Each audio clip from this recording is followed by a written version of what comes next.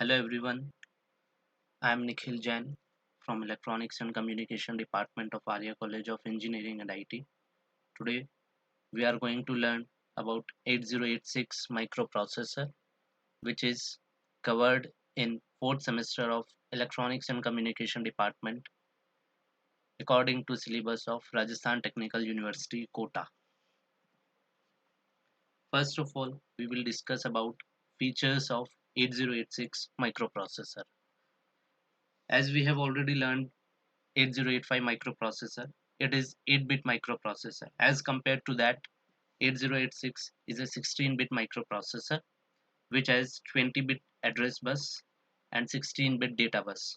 Since the data bus is of 16-bit, it is also called 16-bit microprocessor. As address bus is of 20-bit, it can access up to 2 raised to the power 20 memory locations, which can support up to 64,000 input-output ports. Along with that, it provides 14 16-bit registers. Remember, number of registers have been increased in 8086 microprocessor as compared to 85. Also, it has multiplexed address and data bus ranging from AD0 to AD15, which is 16-bit data bus. D0 to D15 and A0 to A15 are 16 address lines. Remaining 4 are covered in A16 to A19. It requires single phase 33 clock with 33% duty cycle to provide internal timing. It is designed to operate in two modes, namely minimum mode and maximum mode. Now, the question arises, what is minimum mode and what is maximum mode? So, we will discuss about it in while we will study the block diagram of 8086. Just for an instance, we can learn that to select it in minimum mode, we have to apply logic 1 to the MNMX bar pin, and to select or to operate it in maximum mode, we have to apply logic 0 to the MNMX bar pin of the pin configuration. When it is in minimum mode, it is a single microprocessor configuration, and when it is in maximum mode, it is multi microprocessor configuration. This is the pin diagram of 8086 microprocessor. As we can see that it is also a 40 pin IC, which was same in case of 8085 microprocessor. It is a signal group of 8086 microprocessor. It is nothing but it has been divided in groups, or pin diagram has been divided into groups. Like it has unidirectional address bus, bidirectional data bus, interrupt signals, MNMX bar pin, which is for mode select, ready, clock, and different signals. It is block diagram of 8086 microprocessor. As we can see that block diagram can be divided into two parts. One is execution unit and the second one is bus interface unit. Execution unit contains general registers, temporary registers, ALU and flags, whereas BIU, that is bus interface unit, consists segment registers, bus control logic, instruction queue. Segment registers are ESCS, which are extended as segment registers, and address bus, data bus. These all are covered in this bus interface unit.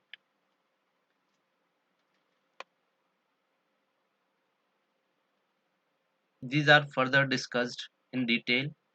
Each unit is discussed in detail here.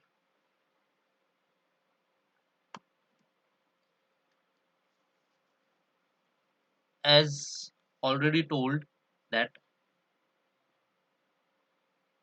block diagram is divided into two blocks, BIU and EU, that is bus interface unit and execution unit.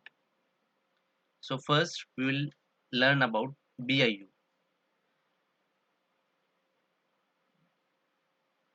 BIU performs all bus operations such as instruction fetching, instruction queuing, operand fetch and storage, reading, writing, operands from memory, and calculating the addresses of the memory operands.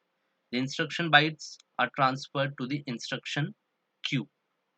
Along with that, it provides full 16-bit bidirectional data bus and 20-bit address bus.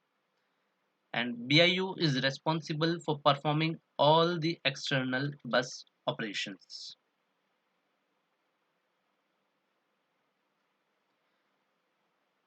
For that, BIU uses a mechanism known as an instruction stream queue to implement a pipeline architecture. Now, what is this pipeline architecture? Or what is the function of this architecture or instruction stream queue? The queue permits prefetch of up to 6 bytes of instruction code whenever the queue of the BIU is not full. It has room for at least 2 more bytes, and at the same time the execution unit is not requesting it to read or write operands from memory. Now the BIU is free to look ahead in the program by prefetching the next sequential instruction. These instructions are held in its FIFO queue. FIFO is first in first out.